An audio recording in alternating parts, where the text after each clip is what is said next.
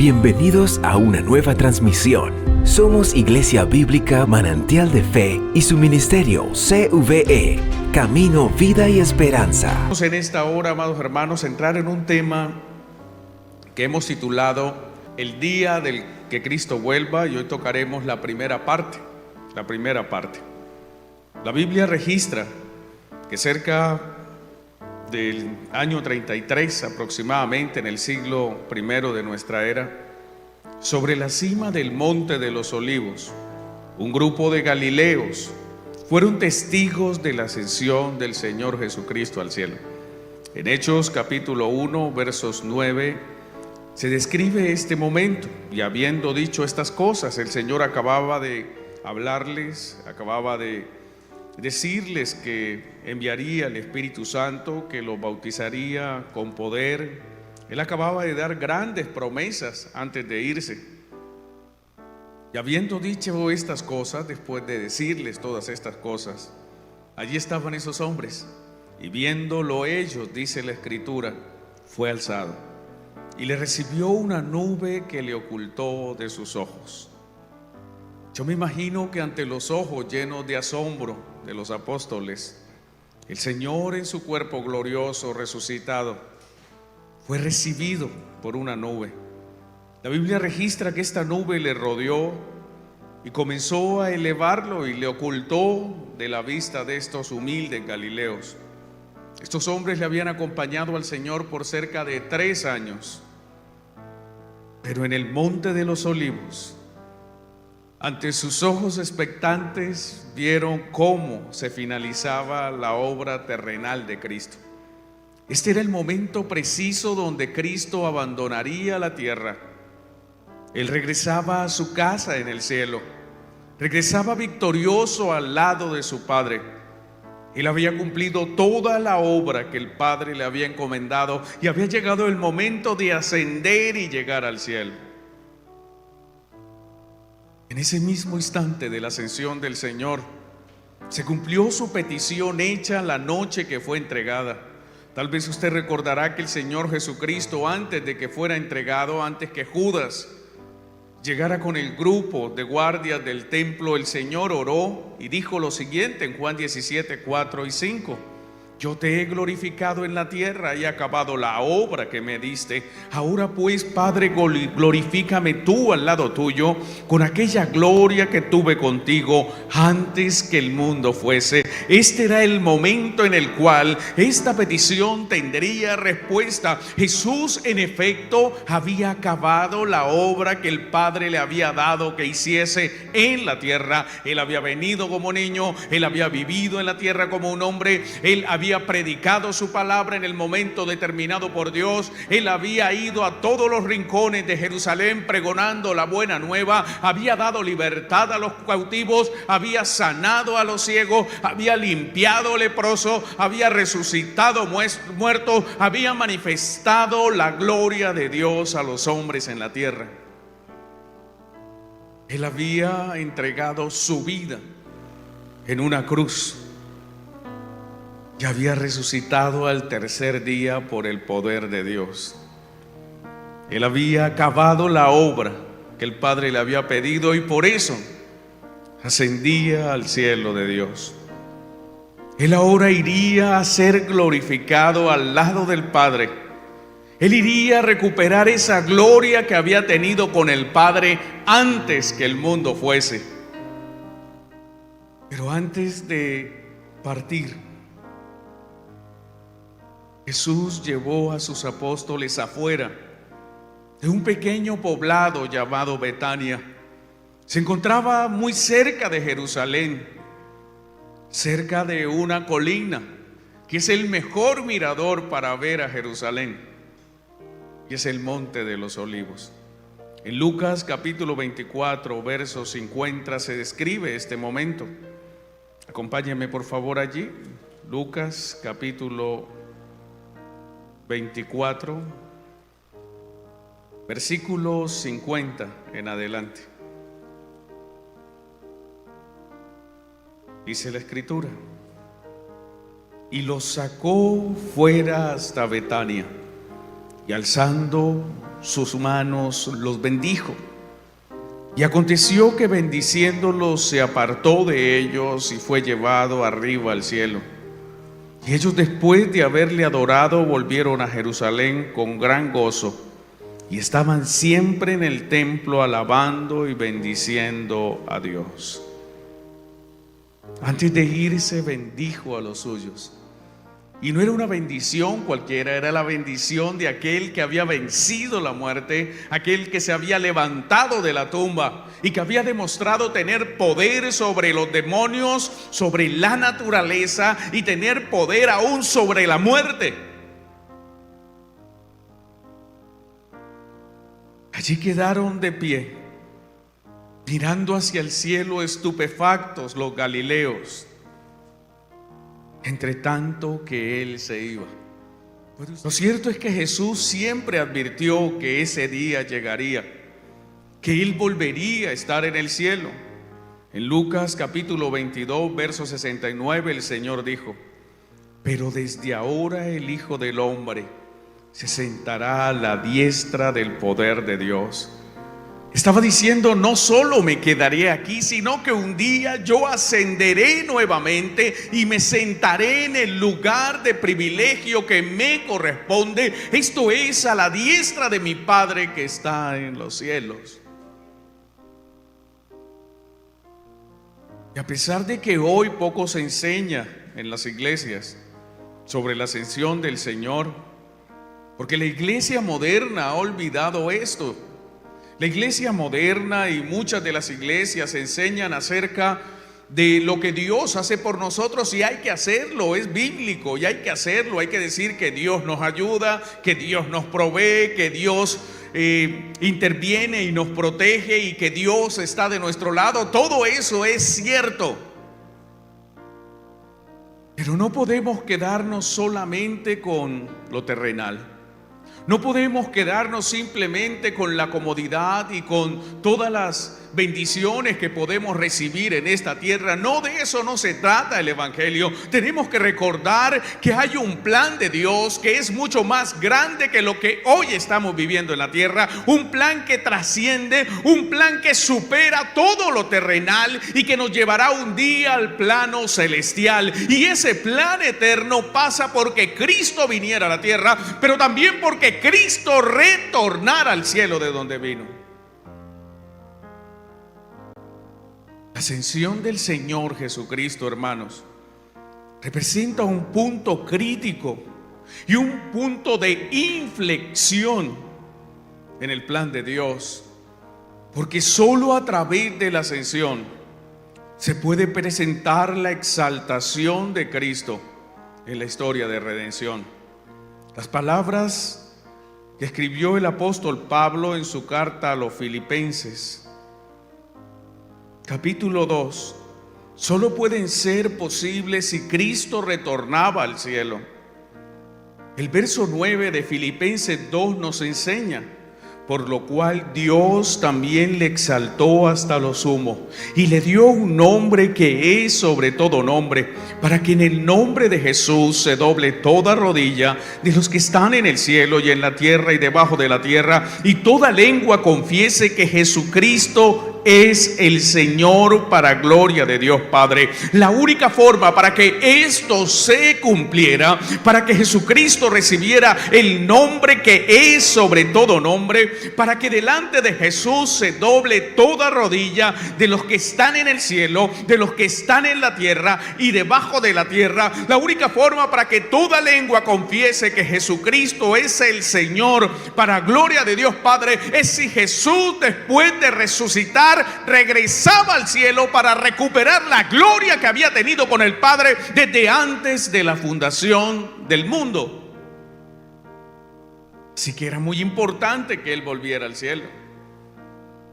El término ascender que se utiliza en el Nuevo Testamento significa subir o elevarse. Y esto fue lo que precisamente ocurrió con Cristo ese día sobre la cima del Monte de los Olivos. Jesús fue elevado al cielo en una nube. Y esta es una referencia directa a lo que en hebreo se conoce como Shekinah, Shekinah es la nube de gloria de Dios. Es la nube que resplandece sobre cualquier otra nube que exista. Porque la Shekinah manifiesta en forma visible la gloria esplendorosa de Dios. Ese día Jesús permitió a esos hombres que vieran la manifestación de la gloria de Dios. Esa gloria que los rodeó. Y si bien otros hombres fueron llevados vivos al cielo, como Enoc y Elías, la ascensión de Cristo tiene un significado superior, más profundo, más específico y singular. Es un hecho de trascendencia cósmica, hermano.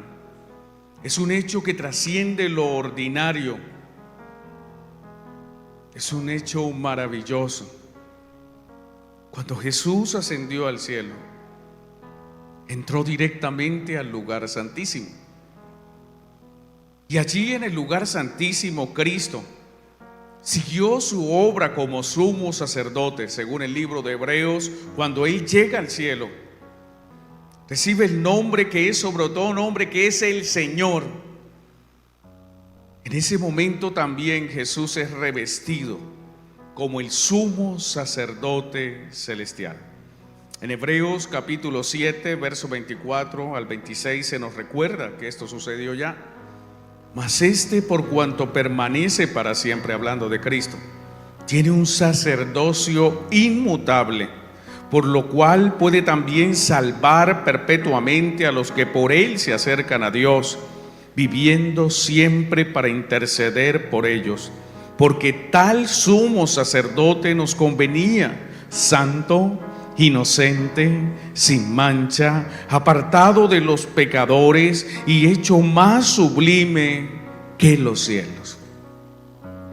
Hoy Jesús está sentado y desde su posición elevada, sentado a la diestra de Dios en el cielo, está coronado ya hoy como Rey y Señor. Él es hoy Rey de reyes y Señor de señores. Él hoy es quien gobierna a todos los reyes de la tierra, a todos los presidentes de esta tierra, a todos los mandatarios de las naciones. Cristo, sentado desde la diestra de Dios, ha recuperado todo el poder, toda la gloria, toda la autoridad como gobernante supremo en el cielo, pero también en la tierra. Así que no se preocupe por lo que están viendo sus ojos en esta tierra. Los gobernantes de las naciones creen que ellos gobiernan, y por eso de manera altiva y arrogante usted ve los discursos de esos gobernantes como si fueran los dueños de este planeta. Pero quiero recordarle que el día que Cristo ascendió, ese día Él se sentó en su trono y Él gobierna toda su creación.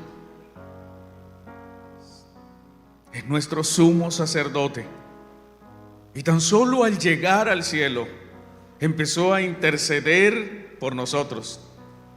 Y lo primero que hizo el Señor en su intercesión fue rogar al Padre para que derramara su Espíritu Santo sobre la iglesia. Por eso tan solo 10 días después de que Cristo se sentó en su trono, el día de Pentecostés, luego de 10 días de haber llegado al cielo, inmediatamente el Espíritu Santo vino a la tierra. Y desde ese día el Espíritu Santo habita en el corazón de cada uno de nosotros, y lo hará por siempre. En palabras de Juan Calvino, esto es lo que significó la ascensión del Señor. Escribió Juan Calvino: y así, aunque habiendo subido al cielo, haya sido quitada de nuestra vida su presencia corporal, no ha dejado de estar con los fieles su auxilio y su potencia, ni ha dejado de manifestar la virtud de su presencia. Hoy es un día especial donde usted puede recordar que Cristo venció la muerte y que su promesa de estar con nosotros todos los días se ha cumplido, porque Cristo, a pesar de estar físicamente con su cuerpo glorificado en el cielo, su presencia divina como Dios habita en su corazón, y usted puede sentir la presencia de Cristo en todo tiempo, en toda circunstancia y en todo lugar. Al sentarse a la diestra de Dios, Cristo se sentó en un trono, y ese trono es el trono de gracia. Es un trono de gracia para la iglesia, porque ahora se ha consumado todo en él, porque ahora su gracia ha alcanzado a su pueblo, y porque ahora usted puede acercarse confiadamente ante el trono de gracia, donde está sentado nuestro Señor Jesucristo luego de su retorno al cielo. Pero también tendrá un trono de juicio, iglesia, porque su trono es el gran trono blanco, descrito en Apocalipsis 20, donde el Señor juzgará a aquellos que se han negado a recibir su palabra. Así que qué bueno que esté sentado en su trono, y que su trono sea trono de gracia para nosotros. Hoy Jesús gobierna y administra su reino. Él preside como juez en el cielo y como juez en la tierra. A la diestra del Padre, Cristo ocupa su posición como cabeza del cuerpo que es la iglesia. Hoy Él es el esposo que está a punto de venir por su esposa. Desde la diestra del Padre, Jesús tiene jurisdicción. Desde la diestra del Padre se extiende su poder a cada rincón del universo. Se enciende su gracia sobre su vida, y su rostro ilumina para con usted. Desde su trono de gracia, Él se alza sobre toda su creación. Él está sentado, y desde allí Él ve todo. Como dijo el profeta, Él pone sus pies sobre la tierra. La tierra es el estrado de sus pies, porque Él está sentado sobre su trono de gloria.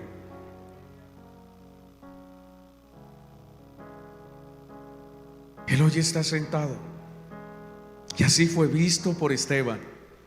En Hechos capítulo 7, versos 55 al 56, mientras agonizaba este mártir, el primer diácono que asesinaron en Jerusalén, dice la escritura, Hechos 7, 55: pero Esteban, lleno del Espíritu Santo, puesto los ojos en el cielo, vio la gloria de Dios y a Jesús que estaba a la diestra de Dios, y dijo: he aquí veo los cielos abiertos y al Hijo del Hombre que está sentado a la diestra de Dios. Esteban dio testimonio mientras moría, mientras era apedreado en Jerusalén. Él alzó también sus ojos hacia el cielo, y en un acto de misericordia de Dios, en un acto soberano de Dios, él tuvo una teofanía. Esto es, él pudo ver una manifestación de Dios, y la pudo ver con sus ojos. Él vio cómo los cielos se abrieron, y lo que vio fue la gloria de Dios y a Jesús que estaba a la diestra de Dios, sentado, gobernando, rigiendo. Hoy la coronación de Cristo es una realidad. Hoy su ordenación como sumo sacerdote es una realidad. Cuando usted piensa en Cristo, piense que a Él se le devolvió toda su gloria eterna, y que en su ascensión Él se sentó en su trono y está gobernando soberanamente. Así que todo lo que ocurre en esta tierra está bajo su control, bajo su autoridad. Si algo sucede en su vida es porque Él lo ha permitido, porque como rey Él tiene control de todo lo que sucede a su alrededor.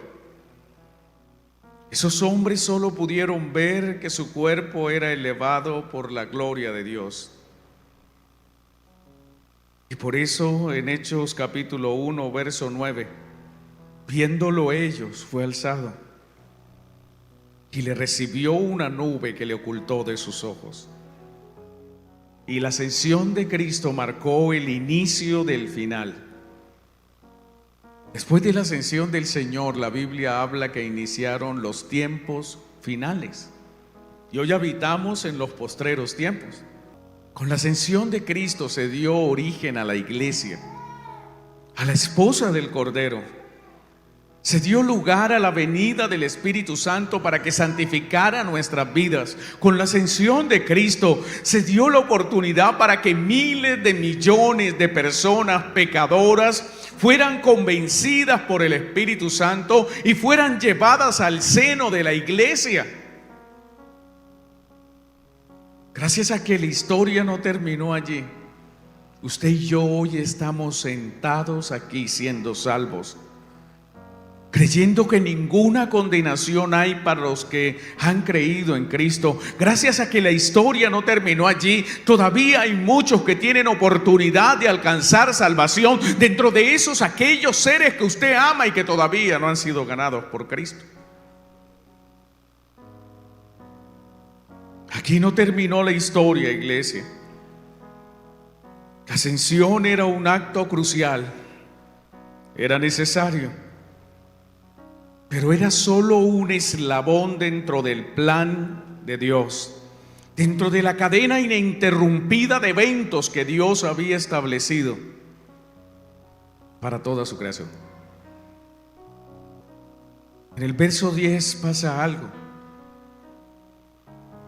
Y estando ellos con los ojos puestos, lo que ellos habían visto, estaban presenciando, era la ascensión del Rey de Reyes. Por eso quedaron perplejos, por eso ellos quedaron con sus ojos puestos en el cielo. Desde luego que ya no podían ver a Cristo. No sé cuánto duró ese tiempo desde que el Señor empezó a ascender hasta que ya no pudieron verlo. Yo no puedo saber, la Biblia no lo dice y no puedo especular, pero lo cierto es que estos hombres, después de que ya no podían verlo, cuando habían perdido todo rastro del Señor, ellos seguían mirando hacia el cielo. Entre tanto que Él se iba. Y aquí pasa algo impresionante. Hechos 1:10 describe: he aquí se pusieron junto a ellos dos varones con vestiduras blancas. Mientras estaban allí, aparecieron dos varones con vestiduras blancas, que no eran otros seres sino ángeles.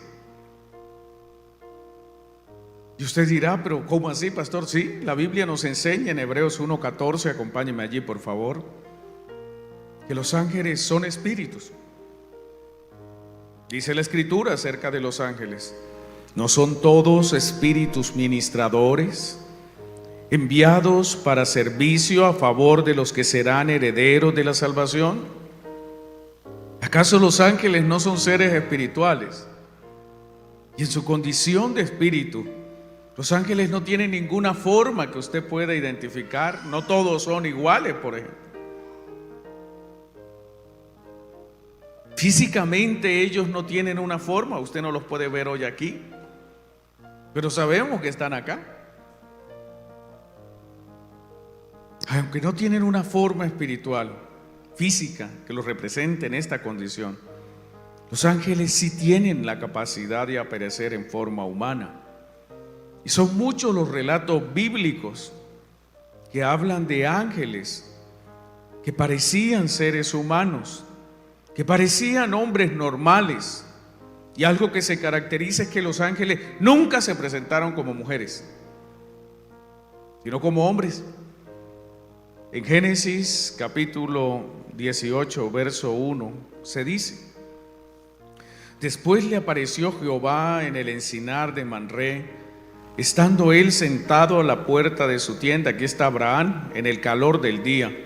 Y alzó sus ojos y miró, y aquí que venían, aquí 3 varones que estaban junto a él, y cuando los vio salió corriendo a la puerta de su tienda a recibirlo y se postró en tierra.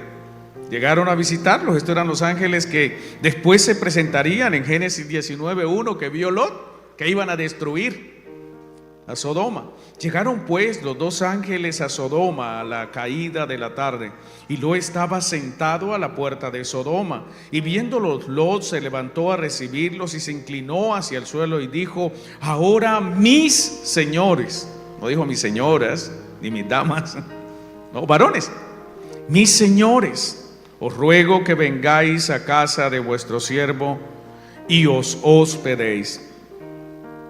Cuando se manifestaron por nombre, también lo hicieron con nombres masculinos. Daniel 9:21.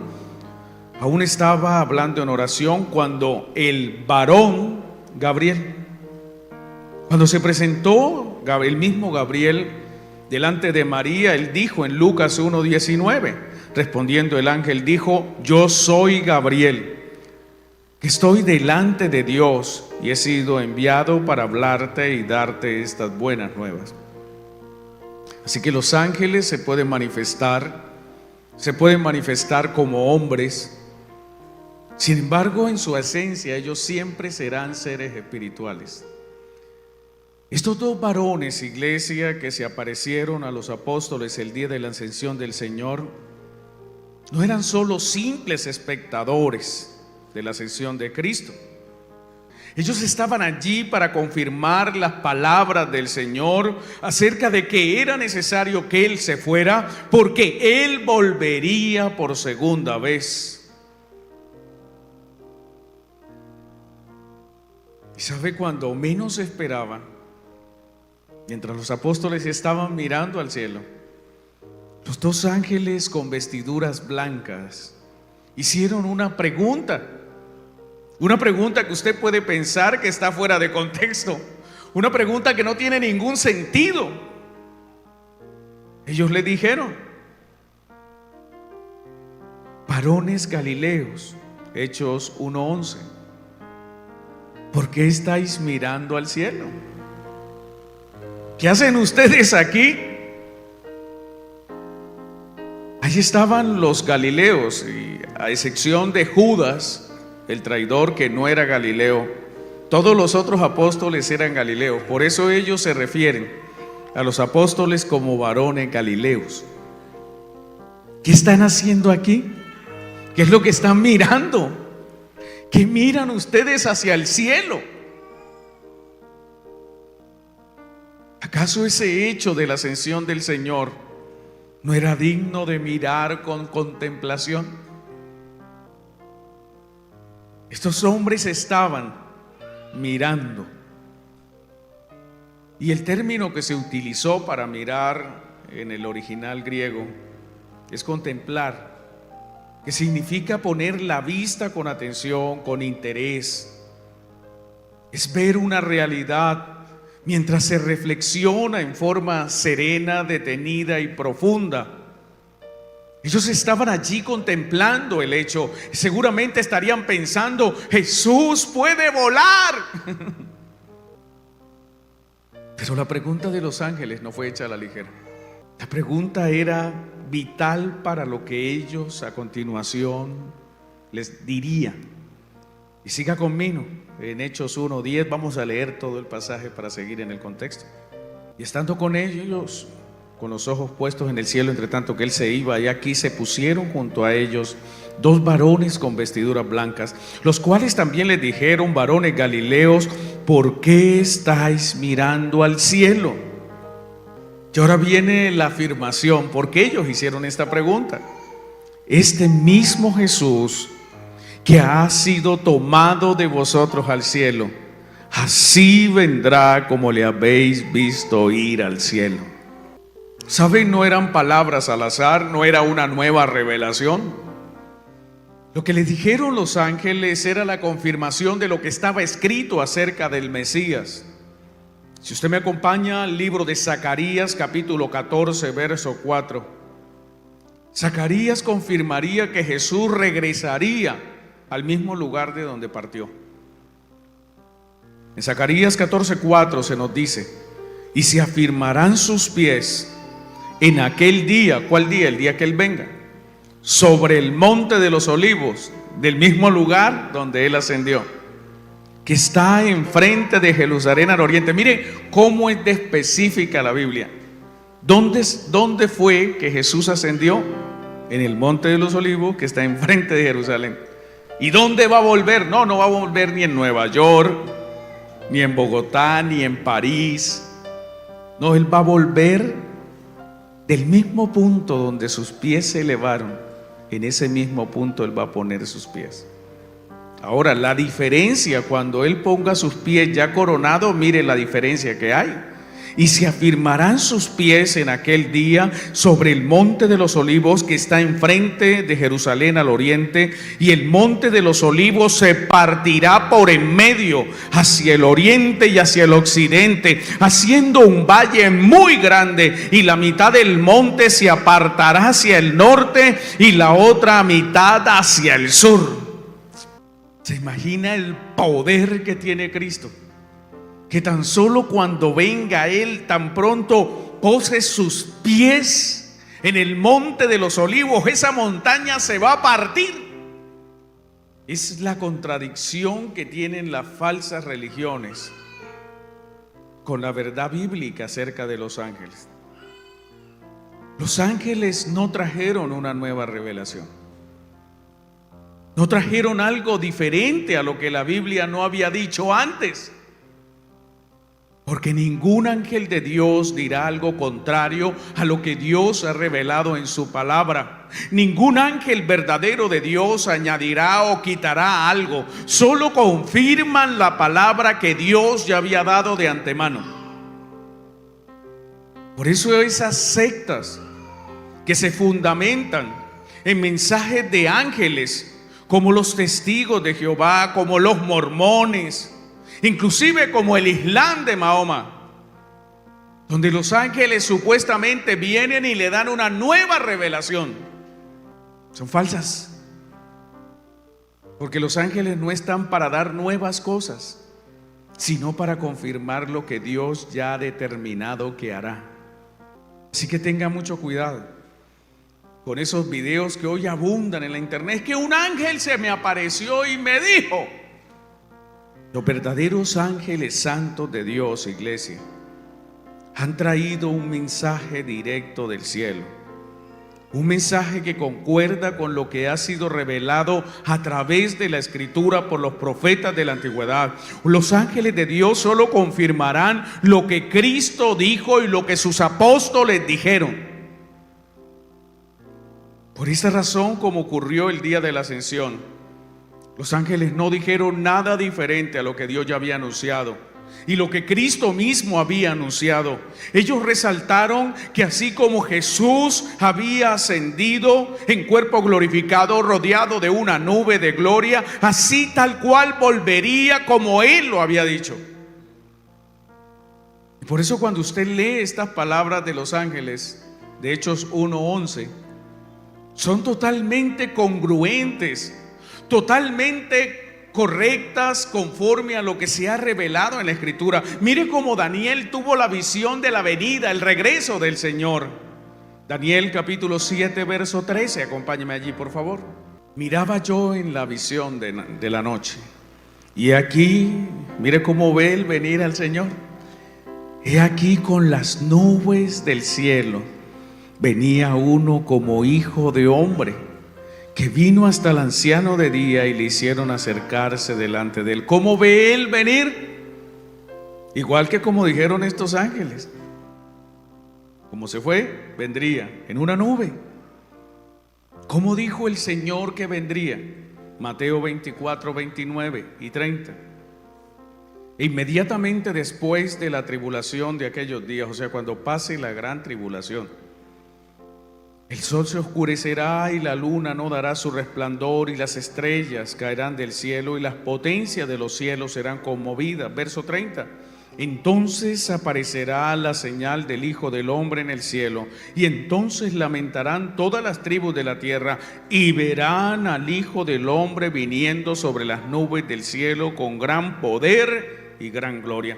Mateo 26, 64, Jesús le dijo: tú lo has dicho, y además os digo que desde ahora veréis al Hijo del Hombre sentado a la diestra del poder de Dios y viniendo en las nubes del cielo. Amados hermanos, tal y como Cristo fue llevado al cielo desde el monte de los olivos, tal como fue visto ser alzado en medio rodeado de una nube que le ocultó de los ojos, así también vendrá. Él volverá del cielo, Él descenderá con su cuerpo glorificado, volviendo coronado de gloria y majestad, rodeado de la nube de la Chequina de Dios, que le traerá nuevamente hasta el monte de los olivos, que cuando Él pise ese monte se partirá, como dice la Escritura. Él no volverá ya como niño indefenso. No volverá como vino la primera vez en extrema pobreza, ni obrará como un siervo, el cual morirá. Volverá con la corona gobernante de supremo Rey del universo. Volverá siendo el juez de toda la tierra.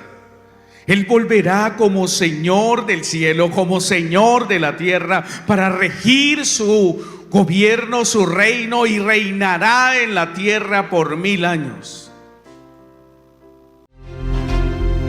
Gracias por seguirnos.